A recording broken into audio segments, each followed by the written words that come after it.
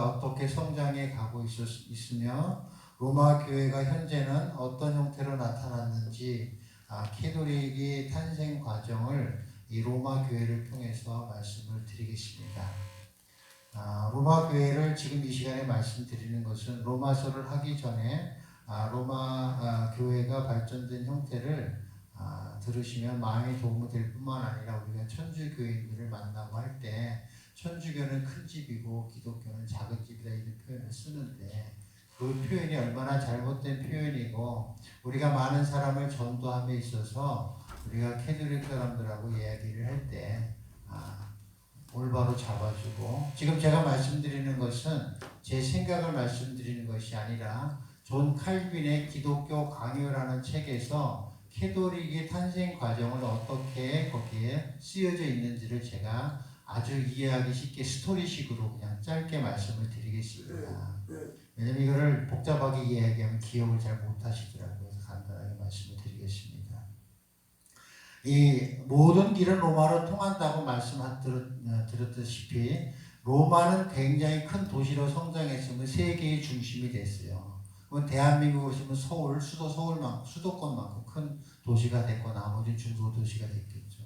로마 교회가 엄청난 발전을 합니다.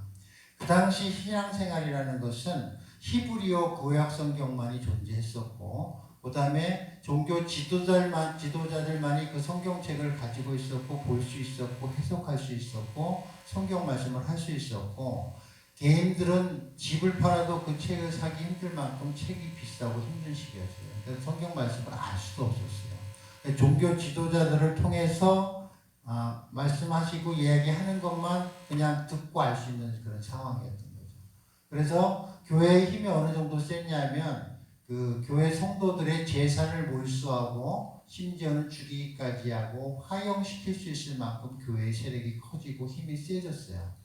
그래서 더 힘이 세지다 보니까 군주, 그러니까 세상을 다스리는 왕이나 그 군주를 교회에서 교황이 그 당시에는 감독이라고 이야기했습니다.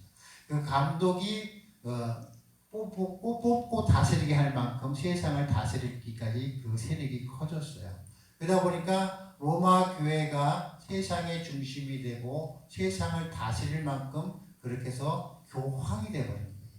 그 힘이 세지다 보니까 병들기 시작하고 그 다음에 문제가 많이 발생하게 된 거죠. 그래서 탄압과 폭압이 심해지고 그 더 심해져서는 그 로마 교회의 말을 듣지 않는 교회는 다 이단으로 정죄하고 또 로마 교회의 말을 듣지 않는 모든 교회는 태워 불질러 없애기까지 하고 사람을 죽이기까지 갑니다. 그래서 폭력이 심해지고 그렇게 다스림이 그렇게 되니까 그 다음에 큰 도시가 어디였냐면 그 당시에 콘스탄티.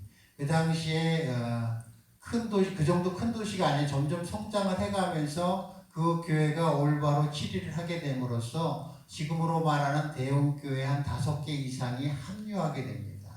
그래서 콘스탄티를 중심으로 한 그 감독을 중심으로 해서 큰 대형 교회들이 이 로마 교회에 대해서 선포합니다. 너희들은 교회가 아니야. 너희들은 너희를 복종하게 하는 자들을 다스리고 교인으로 삼기 때문에 교회가 아니라고 선포를 합니다.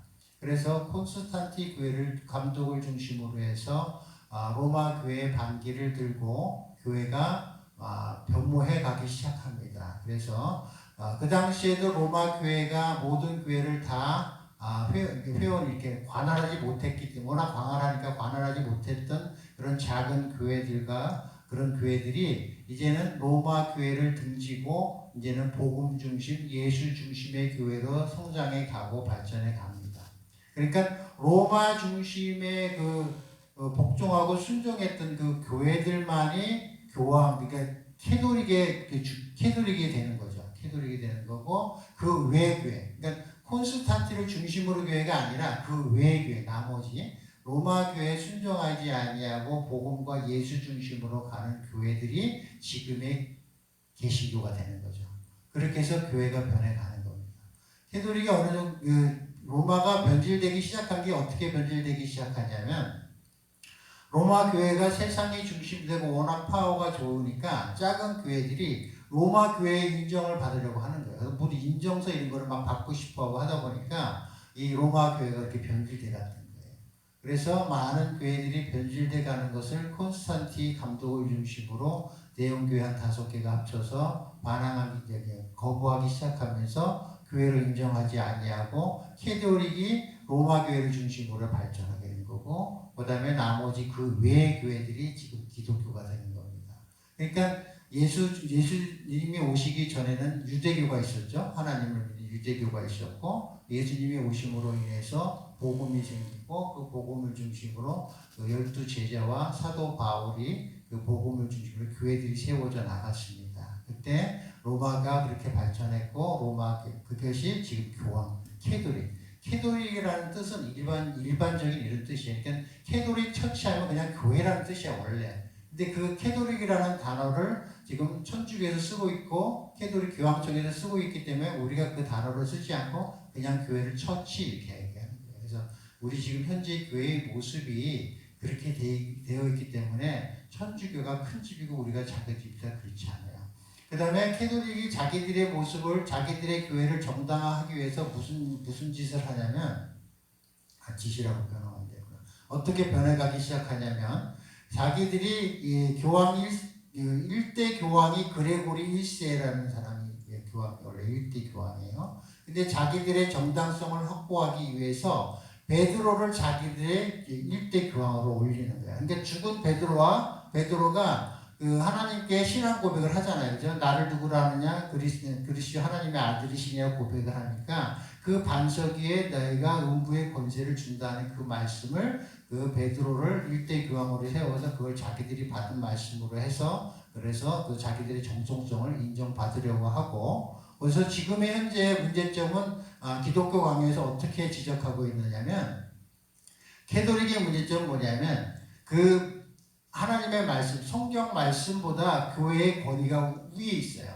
그래서 교황이 성경 말씀보다 더 강하고 그게 법입니다. 쉽게 얘기해서 낙태법이라든가 동성애라든가 이런 부분에 대해서 교황이 딱 선포를 하면 그게 법이에요. 성경하고 상관없어. 성경보다 위에 있기 때문에.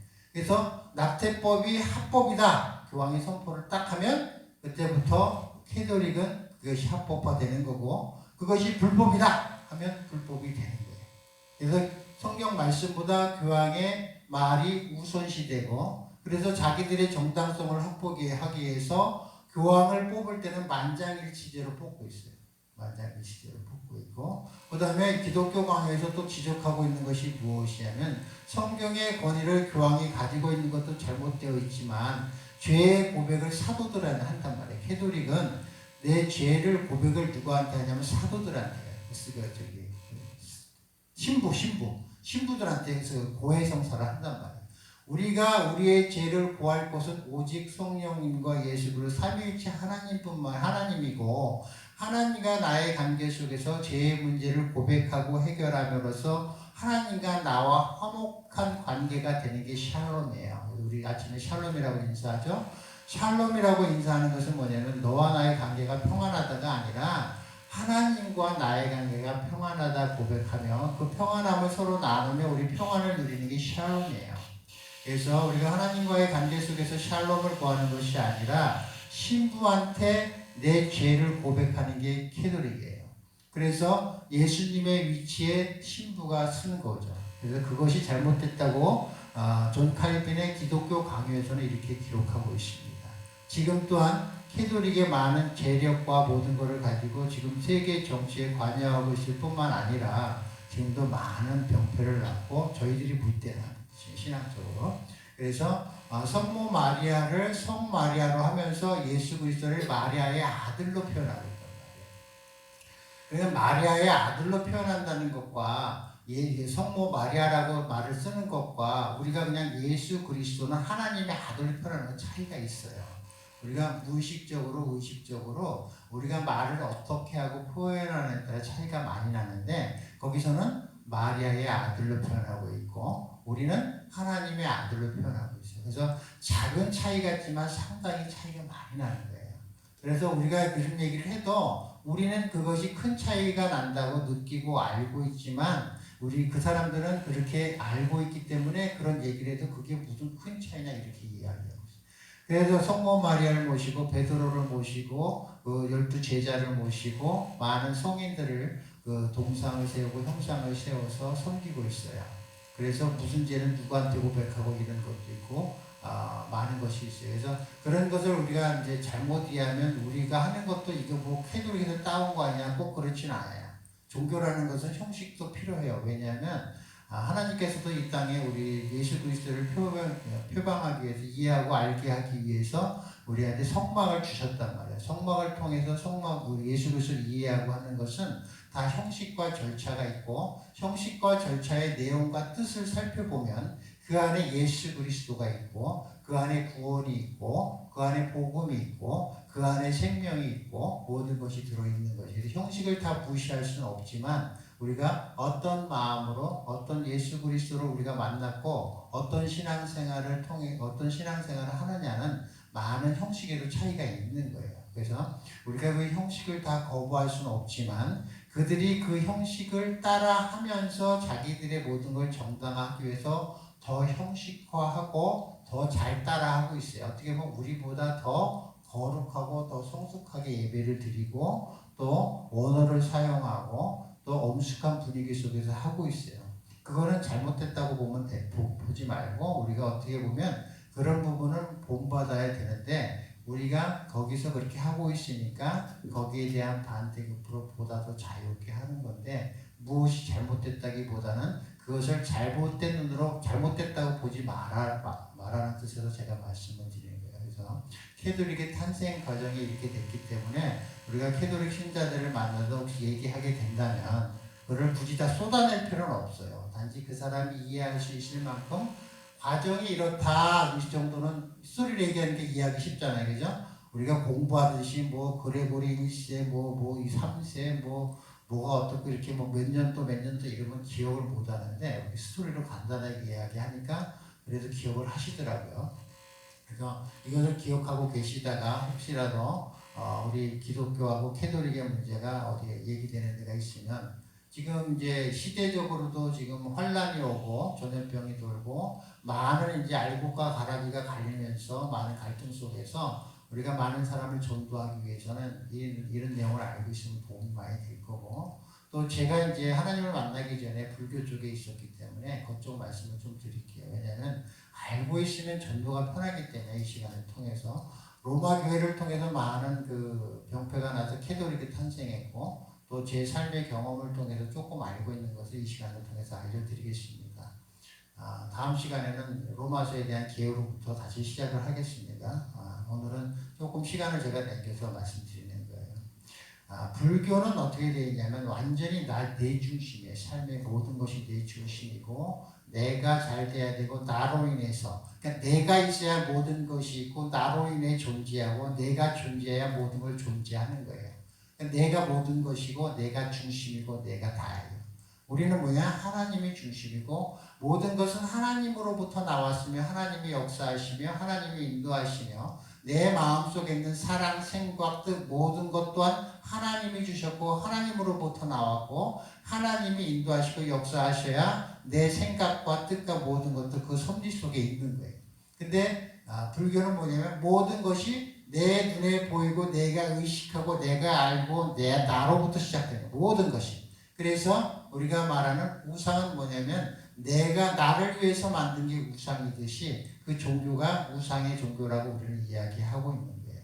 그래서 불교에 있는 사람들이 그건 평안하냐? 우리가 하나님 예수 그리스도가 없으면 어떻게 돼요? 흑암 가운데, 공허함 가운데, 혼돈 가운데 있죠. 그죠? 흑암이 공허하고, 그죠? 어둠이 있듯이 하나님의 그 빛이 들어오기 전에는 그 어둠과 혼돈과 공허함 속에 있듯이 그 사람들의 삶은 그렇게 되어 있어요. 자기 자신을 믿고 자기 자신 가운데 평안하고 안주를 우리가 말하는 그 평강을 구하는 거예요. 그 삶을 살고 있어요. 근데 그 내면은 어떠느냐? 우리의 죄의 문제라든가 삶에 우리 내시의 문제가 해결되어 있지 않기 때문에 항상 불안함과 어둠이 어느 한 곳에 꼭 있습니다. 그리고 또한 우리가 만나는 사람들 중에 무당이나 샤머니즘을 믿는 사람들을 만날 때가 있어요. 저는 무당을 만나면 대놓고 예수 믿으라고 얘기할 수 있어요. 왜냐? 그 사람들 세계를 조금은 아니까. 그 사람들이 자기가 모시고 있는 그 신을 자손들에게 물려주고 싶은 무당은 거의 없어요. 아예 없다고 보는 게 맞을 거예요. 왜 그러냐면 그 신을 믿고 자기가 그 신을 통해서 예언을 하고 사람들 점을 치고 막 이렇게 하고 있지만 그 사람들 내면에 뭐냐면 그 신에 완전히 사로잡혀 그 신이 두려워서 순종하는 게 쉽게 얘기하면 그 신에 사로잡혀서 모든 게 사로잡히는 게 마음, 생각, 모든 것이 내가 이 신한테 잘못하지 않으면 이 신이 바로 나를 쳐요. 그게 진짜 나타난다니까.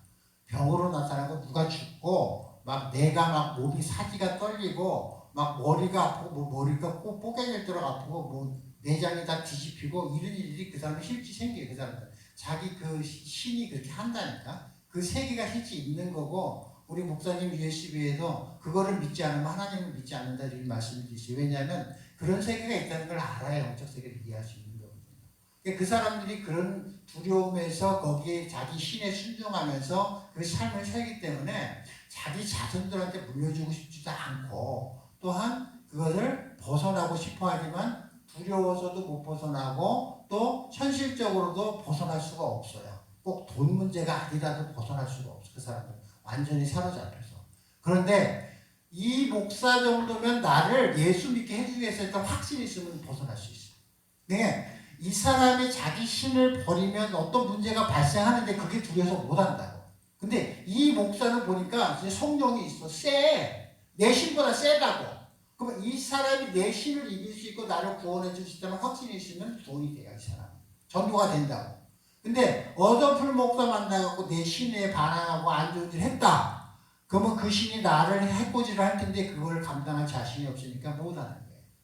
그래서 우리 목사님을 만나 계시고 해서 만약에 목사님을 딱 만났는데 이 목사님은 나를 구원해 주시다는 확신이 있어야 그들은 교회 나올 수 있고 이게 전도가 될 수 있는 거예요. 그러니까 그런 특성을 알아야 돼. 그러니까 어설프게 이른다기보다 우리가 확신 있게 그 사람을 딱 다가갔을 때 나는 힘이 없지만 우리 목사님 만나면 돼. 우리 목사님 만나봐. 너는 그렇게 살고 싶지 않잖아. 너 후손들 물리고 싶지 않잖아. 네 후손들만이라도 자유하게 편안하게 살아야지. 우리 목사님 만나서 예수 만나면 편안하게 살 수 있어요. 확신 있게 얘기하면 그 사람들 마음이 움직여요. 움직일 수밖에 없어요.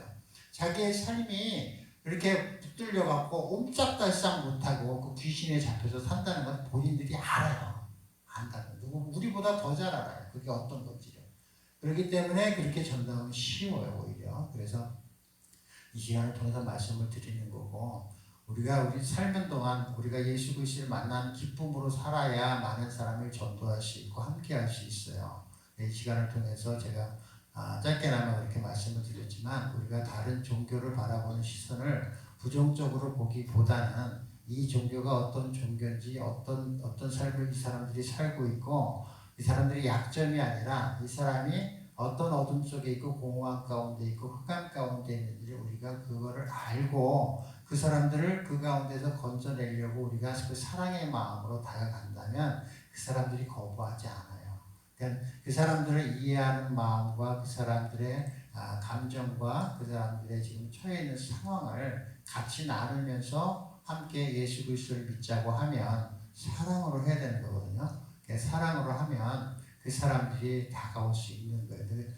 특히 천주교가 더 힘든 건 뭐냐면 자기들도 예수를 믿고 있고 올바로 믿고 있다고 생각하기 때문에 오히려 더 힘들 수도 있어요. 그리고 그 사람들은 그것이 그 속에서 살아왔기 때문에 그것이 얼마나 잘못됐는지 몰라요. 우리도 예수 믿어, 우리도 방언해, 우리도 기도해, 똑같아요. 똑같지만 그렇다고 해서 그들한테 구원이 없다고 이야기할 수도 없고 또 그 세력도 워낙 세기 때문에 기독교 강요에 나온 그 내용만을 제가 소개를 했어요. 거기서 벗어나면 또 문제가 있을 수도 있으니까 우리 짓고 있으니까 그래서 기독교 강요라는 책에 이게 거의 분량이 커요. 읽기가 불편할 것 같아요. 그래서 간단하게 스토리식으로 딱 말씀드리면 공부하기 싫은 사람들도 기억하기 좋게 제가 자꾸 묵상을 하면서 다듬고 이 시간에 말씀드렸거든요. 그래서 여러분들이 전도하고 어느 때보다도 지금 전도에 힘써야 될 때예요. 혼란하고 공허하고 혼돈 가운데 있고 많은 사람들이 신앙생활을 하면서도 예배를 드리지 못하고 하는 가운데 지금 낙심하고 힘들어하는 사람이 있고 예배 드리러 가고 싶은데 안 가던 교회 가기도 힘들고 또 다니던 교회도 예배가 줄어들고 기도가 줄어들어서 지금 여러분들은 지금 행복하신 거예요. 여러분들 지금 거의 변동이 없잖아요. 이 코로나로 인한 신앙생활이 변동이 없잖아요. 근데 실질적으로 가족들하고 오래 붙어 있다 보니까 갈등 관계가 더 심해지고 또 내가 공원도 돌고 어디 노인정에 가고 문화센터 가서 어떤 이런저런 시간을 보내는 시간들이 다 없어지면서 이 사람들이 지금 공허함 가운데 정신적으로 힘들어하고 있어요. 자살하고 싶다는 사람들이 많고 실질적으로 정부에서 그 숫자를 발표하지 않아서 그렇지 지금 많은 자살들이 일어나고 있어요. 종교의 힘, 이 신앙의 힘은 엄청나게 큰데 우리 목사님들이 말씀하셨지만은 우리가 이 시기가 지나가고 나면 많은 사람들이 10년 가운데 있는 그 상처를 누가 치유해 주냐 이거예요. 이 예수밖에 없어요. 우리 기독교밖에 없어요. 다 자기 중심적이기 때문에 치유가 되지 않습니다. 치유할 수가 없어요. 오직 예수 그리스도만이 우리 하나님을 믿고 있는 우리 기독교만이 그게 가능해요. 그래서 여러분들이 그걸 알고 있어야 돼요. 믿지 않는 사람들을 특히 힘들어하는 사람들을 교회로 이제 모시고 나와야 돼. 이제는 기독교가 세상에 빛이 되고 진짜 힘이 되고 여러분에게 진짜 생명이 되고 힘이 되는 게 사랑이고 진짜 샬롬 하나님과의 나의 관계 평안 속에서 주는 평안이 얼마나 크고 우리에게 기독교가 얼마나 위대한 그런 하나님이시고 우리는 하나님을 믿는 사람들이 얼마나 큰 세상의 평안을 가지고 사는지를 여러분들이 몸소 보여주면서 그들을 인도하셔야 돼요. 교회를 인도하시고 또 우리 화요 강좌, 목요 강좌 이쪽으로 인도하셔서 많은 사람들을 구원할 수 있는 초로의 지금 기회예요. 우리가 눈을 들어 주위를 살펴보면 그런 사람들이 있을 거예요. 다른 교회 나가도 교회 문 닫은 교회 많아갖고 그리고 저 같은 경우도 그렇지만 담임 목사님이 이 코로나에 너무 겁에 질려갖고 벌벌 떠는 모습들을 보면서 많은 사람들이 이 기독교에서 실망하는 사람도 많고 여러 부류가 많아요. 그래서 여러분들이 많은 사람과 대화를 시도하면서 어떻게 이 사람을 하나님의 예로 인도할까? 우리 교회가 아니더라도 예수 믿는 사람, 우리가 하나님을 믿는 올바로 믿는 사람들을 많이 구원하셔야 돼. 그것이 이 시대에 우리한테 주는 사명이고 또 이 시기에 또 로마서를 제가 또 하게 돼갖고 다음 시간부터 이제는 그 복음을 제가 제대로 말씀드릴 거예요. 복음이 무엇인지 로마서를 통해서 말씀하신 복음이 무엇인지를 말씀드리고 이제 본문을 들어가도록 하겠습니다.